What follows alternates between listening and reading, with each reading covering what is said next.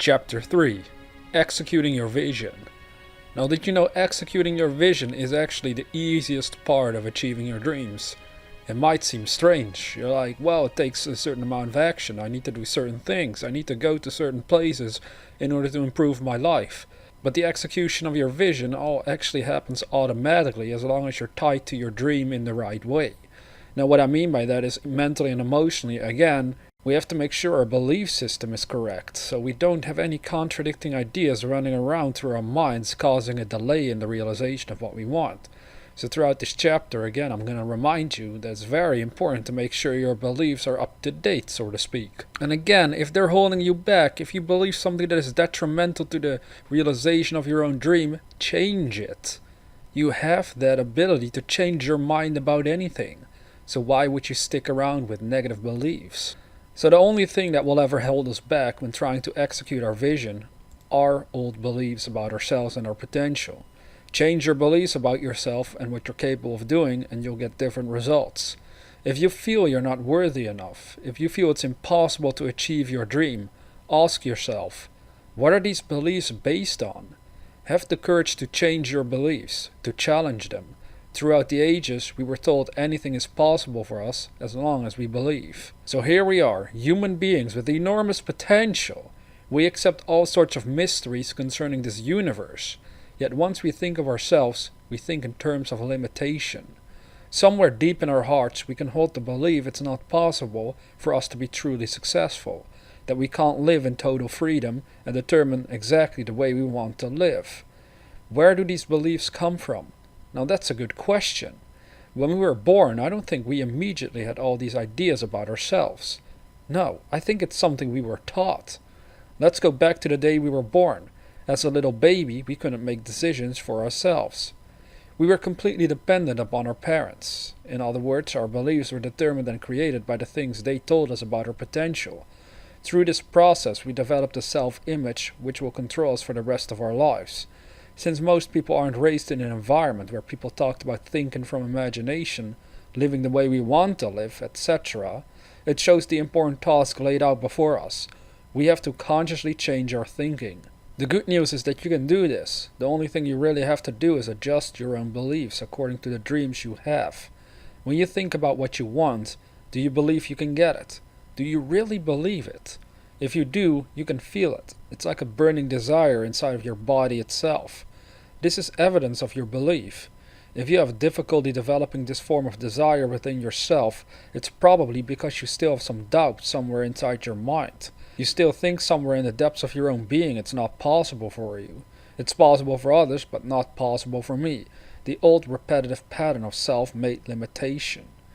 Now I want to point out here that it's also possible that you might set a goal for yourself that you don't really want to achieve. It might seem absurd at first, but there's people out there that set goals for themselves that they probably should not even, go for. It's like we think we should go for these goals because other people have told us we should, and then we try to do it, but there's no real passion for us. This happens quite a lot. I mean, you have to just ask yourself, is the thing I'm really going for really something I want to go for? This is so important. Because if it's tied to something your parents or friends or random people suggest that you should do, there is a high possibility it's not really tied to your real passions. It's just something they thought that would be good for you.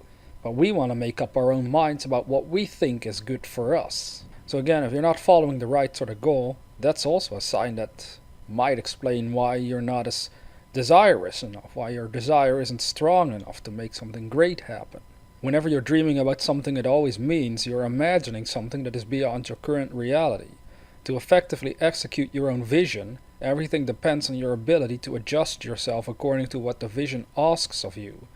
There are certain actions that are tied to your vision. Are you ready to do what's necessary in order to get it? When you are driven by strong desires, you'll truly be ready. When driven by weak desires, you won't feel ready. Through strong desires, you'll transform your own thinking and cause it to operate from the domain of imagination, so you'll be able to do the necessary work. As humanity, we all fell down from heaven, and heaven lies within. This heaven I would describe as symbolism for the domain of imagination, and it is our deepest desire to find our way home.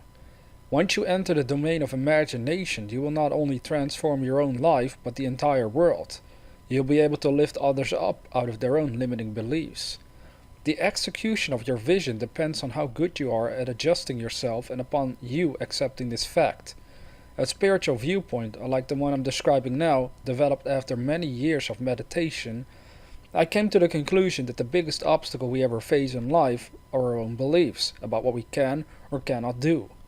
We are in total control of the beliefs we hold, but we aren't always consciously exercising our powers to form new ones or adjust old ones. If you are not fully convinced of this idea and therefore don't accept this approach, what then are you accepting instead? Again, measure your own beliefs and make sure they are in harmony with what you want. The easiest and most powerful way to adjust your desires occurs when we develop new insights concerning our own potential, and that is exactly what you're doing by listening to this book. How can you execute your vision effectively?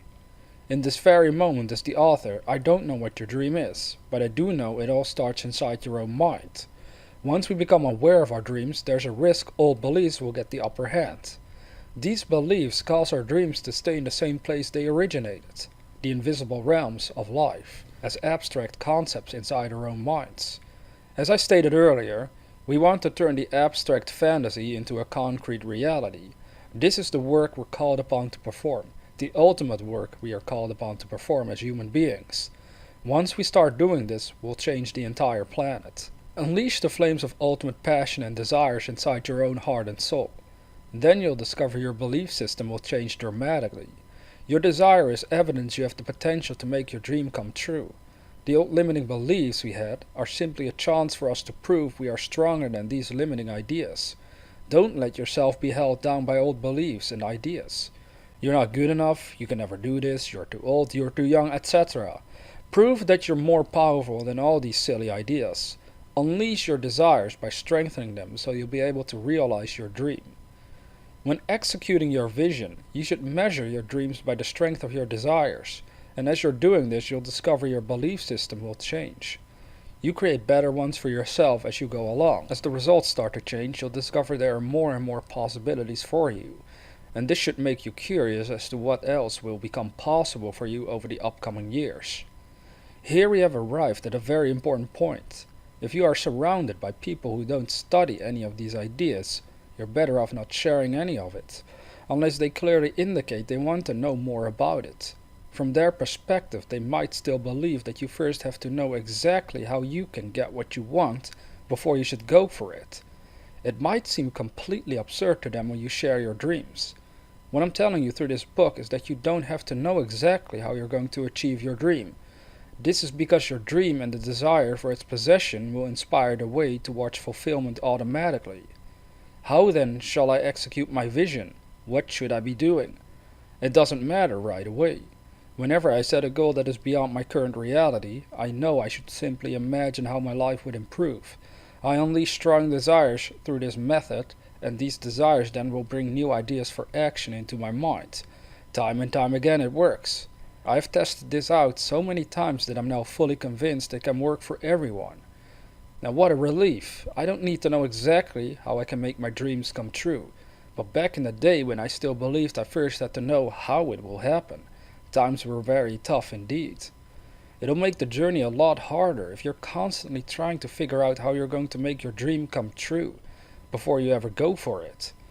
We are connected to a much bigger form of consciousness. I would describe it as a universal consciousness, and others might call it God. We are connected with this spirit, and it communicates to us through the language of emotion. If you are filled with a strong desire to realize a certain dream, you'll automatically become inspired towards the right forms of action. The universe always responds to the person that operates with strong desires. It is through personal experience alone that you'll be able to fully change your own belief system and make them unbreakable. What are you waiting for? You can test all of this out for yourself. It costs you nothing, and nobody can stop you from doing it. Even though others might find it completely absurd, you can still exercise this inner power of your own mind. The choice is yours. Think carefully of what you just heard throughout this chapter, and really, again, ask yourself, Am I only setting my goals? Am I only going for dreams when I know 100% of the time how to get there? So, again, you might have a dream for a career, a financial goal, a weight goal, a relationship goal, but you can't see how it's going to happen, so you don't set the goal. Are you living like this? Because the execution of your vision, as was explained throughout this chapter, happens once you unleash and magnify these desires within yourself for the achievement of the dream, no matter how unrealistic it seems at first. That is how the way will be shown to you. This was all written throughout scripture as well. His ways are past finding out. You might as well say the universal consciousness, his ways are past finding out. At first we don't know, but for some reason we will become inspired by some deeper aspects of our own consciousness. In other words, it's like the universe actually helps you out.